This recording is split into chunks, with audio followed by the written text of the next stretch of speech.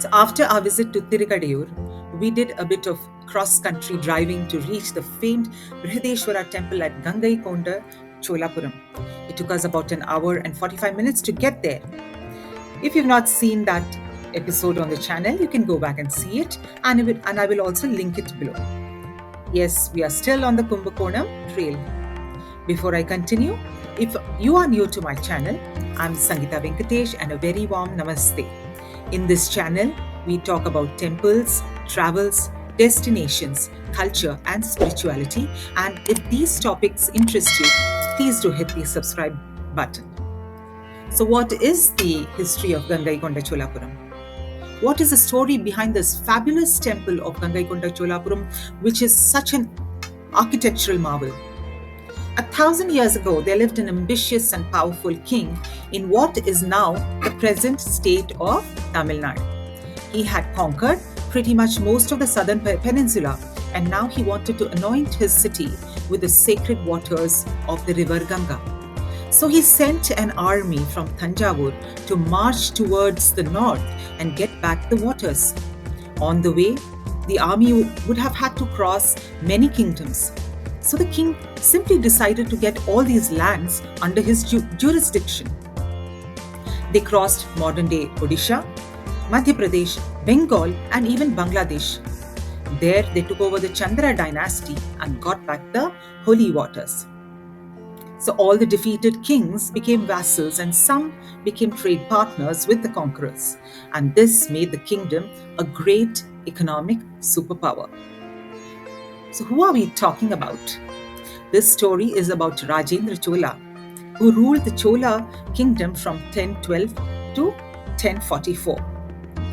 He initially ruled from Thanjavur and later from the new capital city, Gangaikonda Cholapuram, the exact place where we had just arrived to visit. So Gangaikonda Cholapuram literally means the town of the Cholas that took over the Gangetic plains. So who were the Cholas?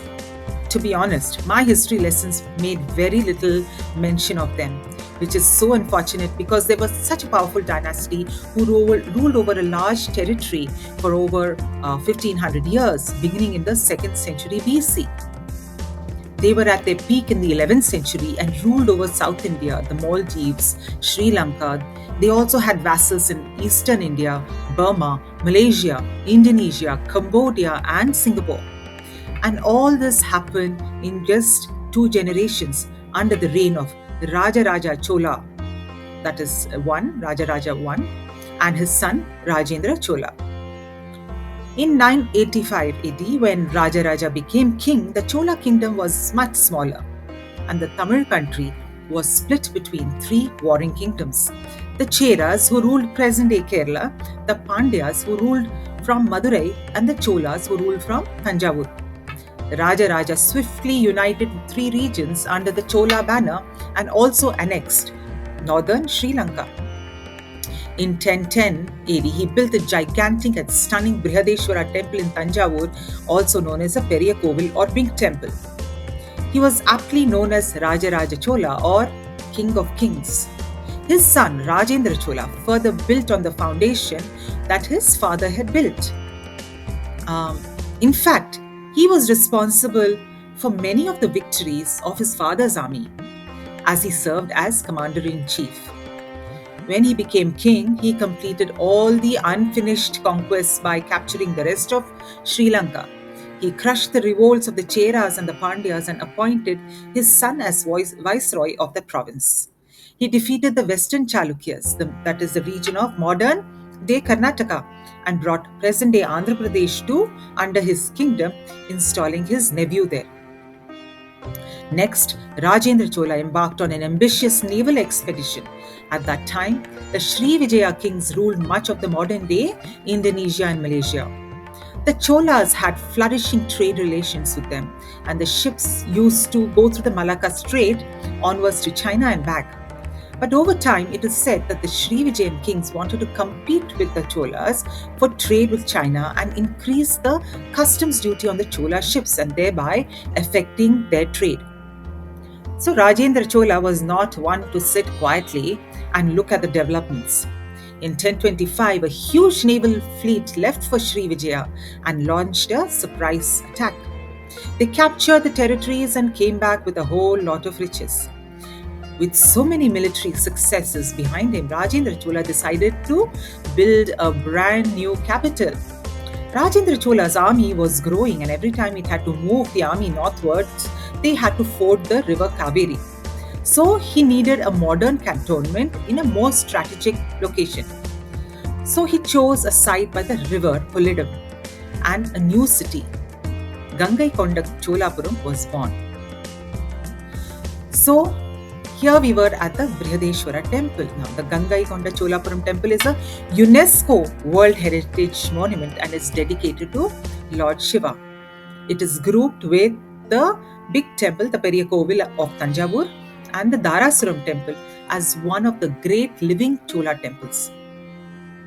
The spire or Vimana of the Brihadeshwara temple towers to a that is at Gangaikonda Cholapuram, towers to a height of 55 meters and is just 9 meters short of its counterpart in Thanjavur. The Vimana is 9-tiered, while the Thanjavur temple is 13 tiers. Historians believe that Rajendra I deliberately kept the height lower as a tribute to his father Rajaraja Chola, the first. The front portion of the main temple is flanked by the Ardha Mandapa and the Maha Mandapa, and you approach the temple by a flight of steps. You can circumambulate clockwise of the well-landscaped lawns around the temple, and you will see the eastern door of the Ardha Mandapa with another set of Dwarapalakas on either side. The Vimana and the walls have extremely ornate sculptures of deities and friezes that narrate legends or stories from the Hindu mythology. The architecture and symmetry of the entire structure is just amazing. For nearly 1,000 years, the temple withstood the ravages of nature as well as the depredations of the invaders.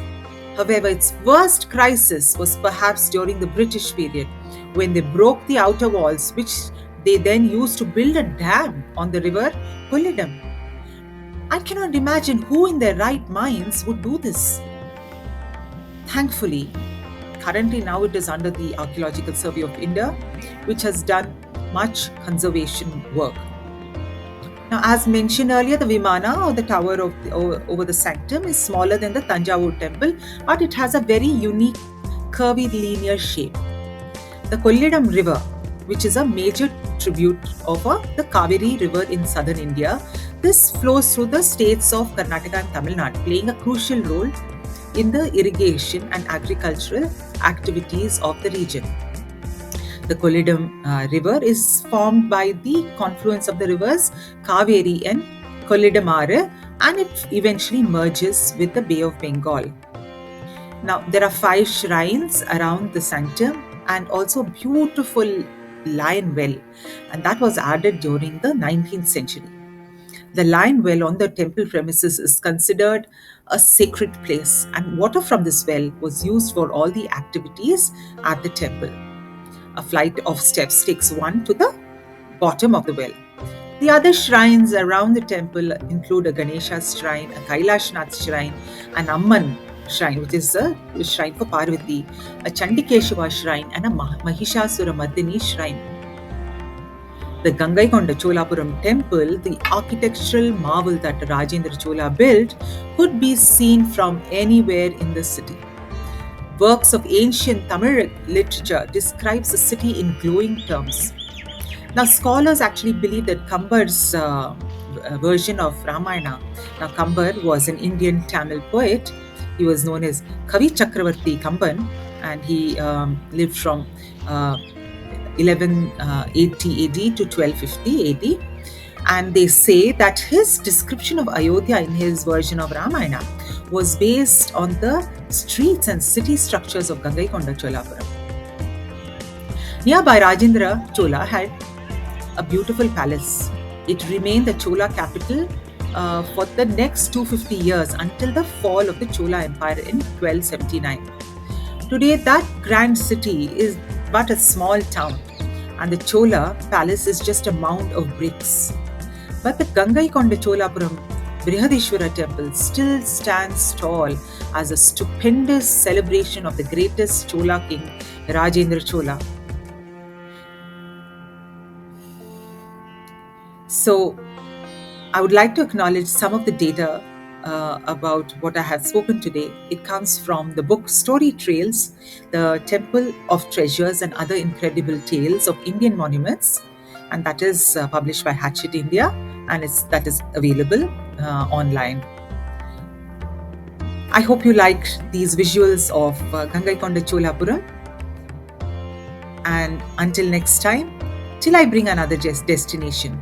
This is Sangeeta Venkatesh saying Namaste and see you soon.